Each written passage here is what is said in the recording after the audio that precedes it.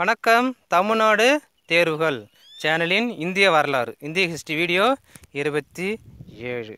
இப்போது நம்ம வீடியோவுக்கு போகிறதுக்கு முன்னாடி நம்ம தமிழ்நாடு தேர்வுகள் சேனலையும் சப்ஸ்கிரைப் பண்ணாங்களா சப்ஸ்கிரைப் பண்ணுங்கள். அதனோட பக்கத்தில் உள்ள பெல் பட்டனையும் கிளிக் பண்ண. இப்போ நம்ம வீடியோக்குள்ளே போகலாம்.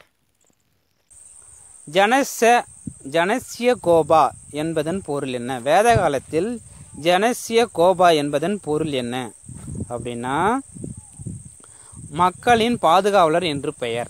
இந்த ஜனஸ்ய கோபா மக்களின் பாதுகாவலர் தான் நம்ம ஜனஸ்ய கோபா என அழைக்கப்படுது. அப்போவே அழைத்திருக்காங்க.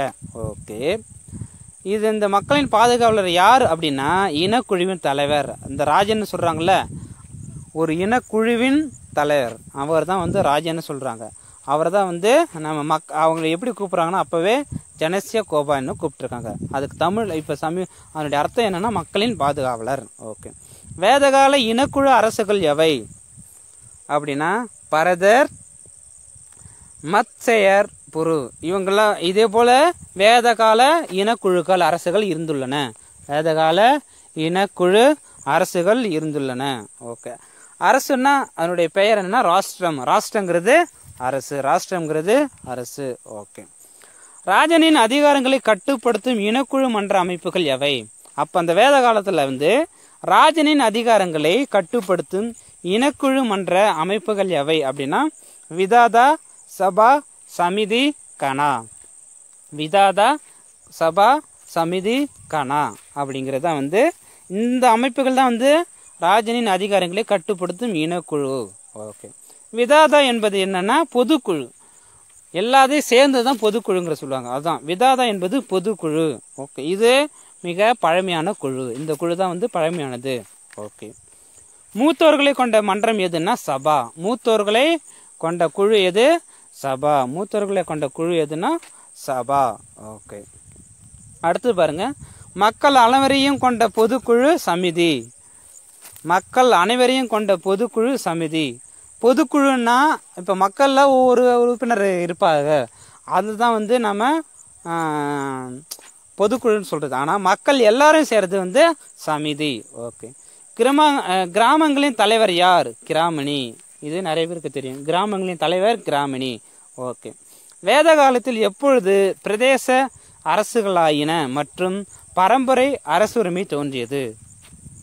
வேத காலத்தில் எப்பொழுது, அதாவது ஒவ்வொரு பிரதேசமாக அரசுகளாயின, அப்புறம் பரம்பரை அரசுரிமை, அதாவது இப்போ நான் இருக்கேன்னா என் பிள்ளைங்க தான் அடுத்தது அரசுரிமை ஏற்பார்கள், அதுதான் அரசுரிமை. இது எப்போது ஏற்பட்டதுன்னா கங்கை யமுனை நதிகளுக்கிடையே குடியிருப்பது, அதாவது பொது ஆண்டு முன் 1000 அதன் பிறகு தான் இதெல்லாம் தோன்றியிருக்கு.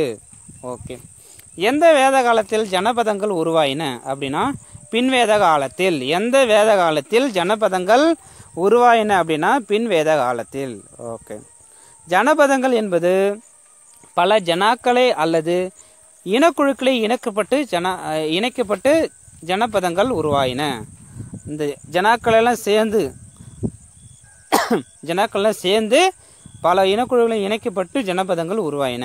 ஓகே, அயோத்தி, இந்திரபிரஸ்தம், மதுரா போன்ற நகரங்கள் எக்காலத்தில் உருவாயின? அயோத்தி, இந்திரபிரஸ்தம், மதுரா போன்ற நகரங்கள் எக்காலத்தில் உருவாயின? பின் வேத காலத்தில் தான் உருவாயிருக்கு. பின் வேத காலத்தில் உருவாயிருக்கு. ஓகே, குரு மற்றும் பாஞ்சால அரசுகள் செழித்தோன்றிய காலமும் இதுதான். குரு மற்றும் பாஞ்சால அரசுகள் செழித்தோன்றிய காலமும் இதுதான். ஓகே, அடுத்து பாருங்க, பாலி என்பது என்ன? பாலி என்பது ஒரு வகை வரி. விவசாய மகசூல் அல்லது கால்நடைகளில் 1/6 பங்கு, அதாவது 6 பங்கில் 1 அப்படின்னு தான் சொல்லுது. 6இல் 1 பங்கு செலுத்துகிற வரி ஆகும். ஓகே, இது பின் வேத காலத்தில் பயன்படுத்தப்பட்டது. எது? இந்த பாலி என்கிற ஒரு வரி பின் வேத காலத்தில் பயன்படுத்தப்பட்டிருக்கு. ஓகே, முன்வேத காலத்தில் பாலி என்பது என்ன? சரி, இதே இந்த பாலிங்கிற வேர்டும் முன்வேத காலத்தில் யூஸ் பண்ணியிருக்காங்க. அதை எப்படி பயன்படுத்தியிருக்காங்கன்னா பாலி என்பது மக்கள் தாங்களாகவே மனமுவந்து அரசனுக்கு கொடுத்து வந்த காணிக்கையாகும். அதாவது பின்வேத காலத்தில் அதை வரியாக கம்பல்சரி கொடுக்கணும். ஆனால் முன்வேத காலத்தில் வந்து அவங்க மனமும் வந்து அவங்க இன்ட்ரெஸ்ட் பட்டால் போய் கொடுக்கணும். கொடுக்கறது தான் வந்து இந்த பாலிங்கிறது. ஓகேங்களா? ஓகே. இதில் தவறானது எது? வேதகால தந்தை வழி சமூகமாகும். வேதகாலம் தந்தை வழி சமூகமாகும். ஓகே. பின்வேத காலத்தில் 4 வர்ணங்கள் கொண்ட சமூக அமைப்பு தோன்றுது. பின்வேத காலத்தில் தான் வந்து இந்த வர்ணாசிரம்லாம் தான் தோன்றியிருக்கு. ஓகே. வேதகாலம் குறித்து கற்க அதிக அளவு இலக்கிய சான்றுகள் இருக்கிற போதிலும் பயன்பாட்டு பொருள் சான்றுகள் போதுமானதாக அளவு இல்லை.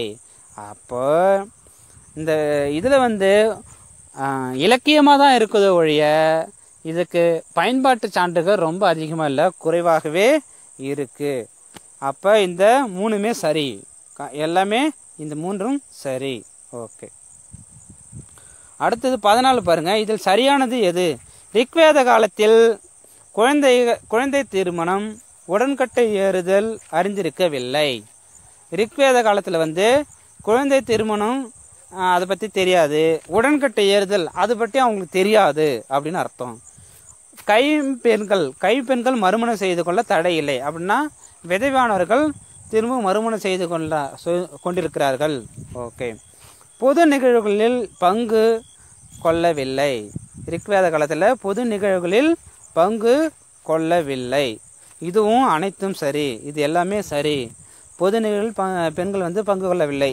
ஓகேங்களா? ஓகே. அடுத்து பாருங்கள் 15.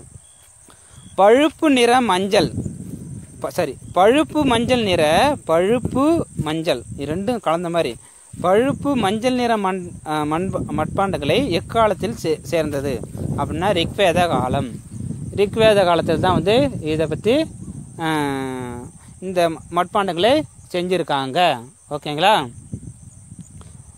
பழுப்பு நிற மட்பாண்டங்கள் எக்காலத்தை சேர்ந்தன? ரிக்வேத காலம். நன்றி. அடுத்த டெஸ்டில் சந்திப்போம்.